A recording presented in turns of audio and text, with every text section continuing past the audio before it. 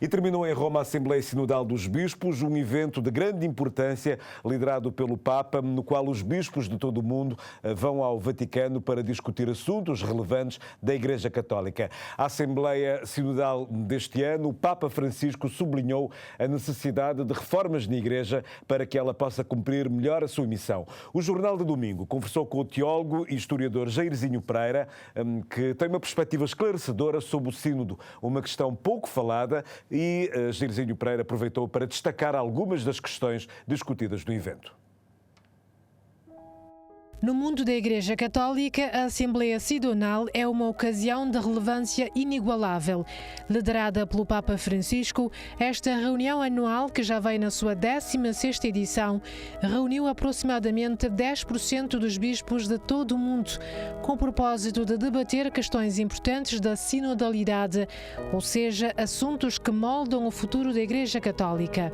Primeiro, é preciso dizer que este sínodo é um sínodo sobre a sinodalidade, ou seja, é um sínodo que vai discutir a própria questão do papel dos sínodos na governança, nas dinâmicas da governação eclesiástica. Mas também há outros assuntos como, por exemplo, o próprio papel do Papa na Igreja Sinodal, o papel dos padres e dos diáconos nos sínodos. Mas afinal, o que é sínodo? É uma assembleia.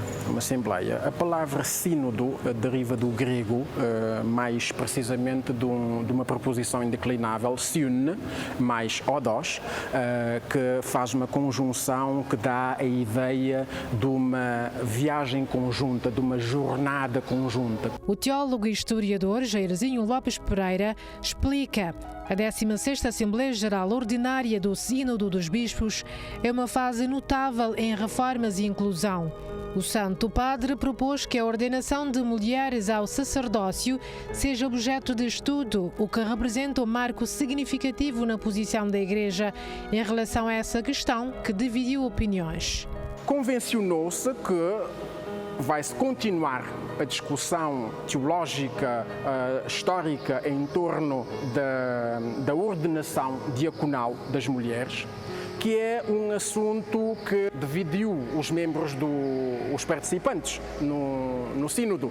Uns acham que é contra a tradição, outros acham que, pelo contrário, é regressar à Igreja original, e outros acham que podia ser uma forma da Igreja se atualizar no tempo. O Sínodo, ou Reunião dos Bispos, foi realizado este ano de forma inovadora, abordando questões que anteriormente eram evitadas. Além da questão transversal da mulher na liderança, discutiu outros temas sensíveis. Agora a questão que se coloca é se essa experiência sinodal será implementada a nível local, permitindo que as comunidades católicas abordem questões importantes de forma mais aberta. O Papa Francisco aposta numa igreja sinodal, numa igreja que se abre a ouvir as diversas sensibilidades do mundo, exatamente como o Papa Francisco expressa muito bem as necessidades dos cristãos, as necessidades dos crentes pelo mundo fora são diferentes. Quanto à divulgação das decisões do Sínodo, o documento resultante da Assembleia Geral dos Bispos será disponibilizado às igrejas locais muito em breve, garantiu o historiador, sublinhando que o mesmo permite que a comunidade católica tenha acesso às discussões e decisões, bem como algumas recomendações.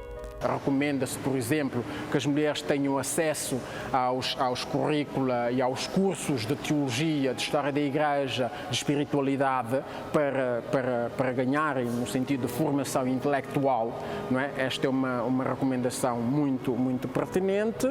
E uma outra recomendação que acho muito interessante é a criação